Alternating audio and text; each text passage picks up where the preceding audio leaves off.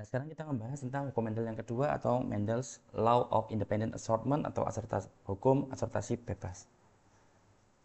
Tadi kita sudah melihat bahwasanya kalau sekarang kita menguji dua sifat sekaligus, maka sekarang kita sudah berbicara tentang dihybrid clause atau persilangan dihybrid.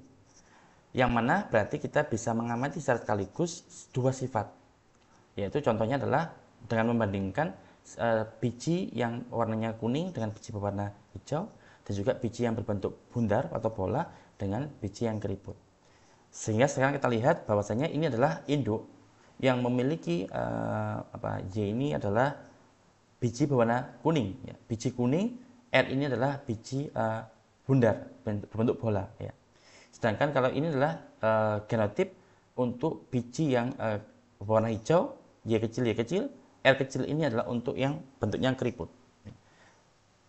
Kalau kita kawin silangkan dua induk dengan genotip ini tadi, yaitu Y besar, yaitu dengan biji berwarna kuning, memiliki biji yang berbentuk bulat, dengan tumbuhan induk yang memiliki genotip Y kecil, yaitu berarti dia memiliki warna hijau bijinya, kemudian R kecil, dia memiliki bentuk biji yang keriput, maka generasi anakan pertama itu memiliki genotip Y kecil, R kecil.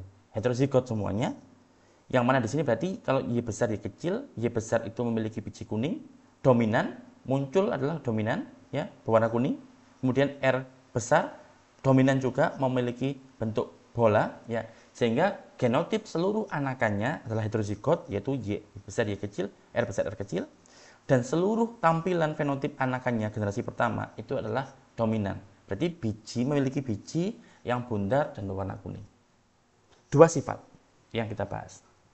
Sekarang kalau generasi anakan ini dikawin silangkan, ya, maka setiap individu indukan ini, anakan pertama ini akan memberikan gamet Y besar, Y kecil, R besar, R kecil. Ini gametnya. Ya. Sehingga kalau dikawin silangkan, probabilitas anakannya adalah semacam ini. Ada Y besar, R besar, R besar. 1/16 probabilitasnya. Ada Y besar, R besar, R kecil. Ini menjadi berapa persen? Ya, sekitar ada 2/16 dan seterusnya. Dan inilah rasio anakan generasi kedua dari persilangan dihibrid. Sehingga distribusi fenotip pada persilangan dihibrid adalah 9:3:1. Kenapa kok 9? 9 itu yang dominan. 9 itu munculnya dua genotip yang dominan.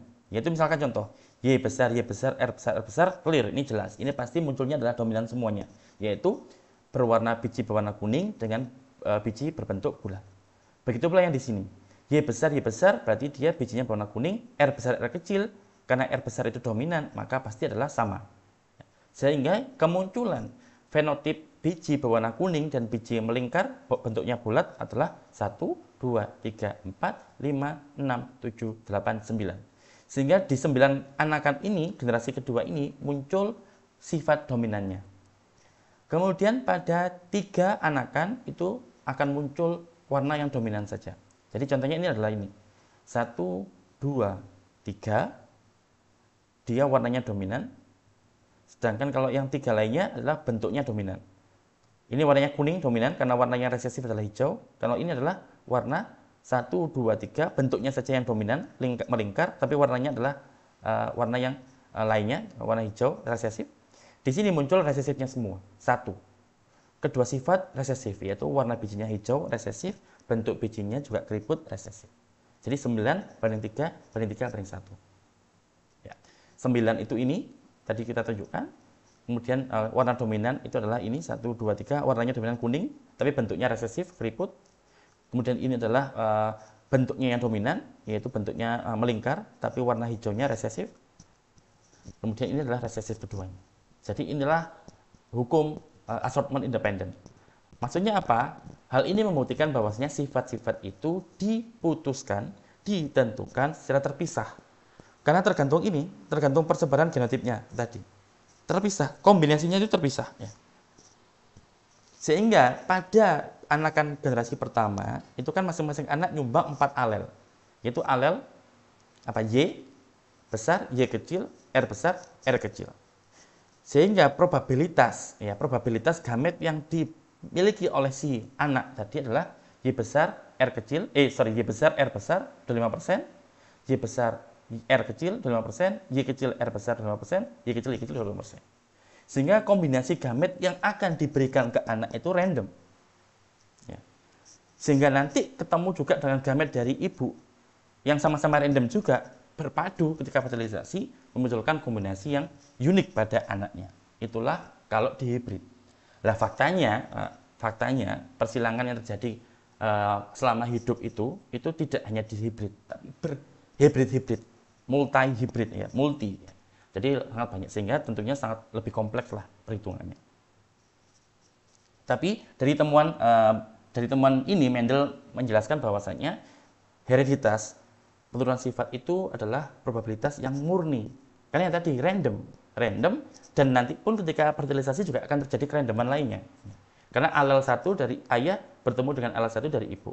Yang mana masing-masing alel tadi, masing-masing gamet tadi itu kan terjadi dari proses random. Ya, sehingga inilah luar biasanya proses penurunan sifat, dan Mendel itu bisa menyederhanakan sehingga bisa dipahami oleh banyak orang. Ya, orang pintar itu kan bisa menyederhanakan sesuatu yang kompleks untuk nanti bisa ditangani, dicarikan solusinya.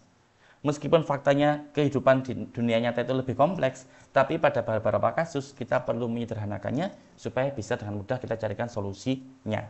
Baik itu solusi sementara maupun solusi untuk seterusnya. Ya. Sehingga kesimpulannya adalah pada kasus persilangan dihibrid itu ada 16 kombinasi, kemungkinan kombinasi, dengan 1/16 masing-masing, dengan rasionya masing-masing kombinasi itu punya 1/16 kemungkinan. Ya. Jadi itulah hukum Mendel yang kedua. Ya, jadi mungkin itu saja pertemuan kita pada hari ini. Nanti akan saya buatkan video susulan lagi karena masih sudah panjang tadi, sudah 1 jam lebih videonya saya buatkan. Jadi nanti akan saya susulkan, tapi saya tidak janji. Tapi insya Allah akan saya buatkan di link yang sama. Ya, jadi akan saya unggah di link yang sama. Semoga apa yang kita pelajari hari ini bisa bermanfaat. Ya, mohon maaf kalau atas keterlambatannya. Semoga bisa dipahami. Silakan kalau ada yang tidak bisa ditanyakan langsung di kolom pertanyaan di YouTube ini, sehingga nanti saya bisa menanggapi dengan cepat. Ya. Baik, terima kasih. Sekali lagi mohon maaf. Kita tutup dengan doa kafaratul majelis. Subhanakallahumma bihamdika asyhadu an la ilaha illa anta astaghfiruka wa atubu ilaik. Wassalamualaikum warahmatullahi wabarakatuh.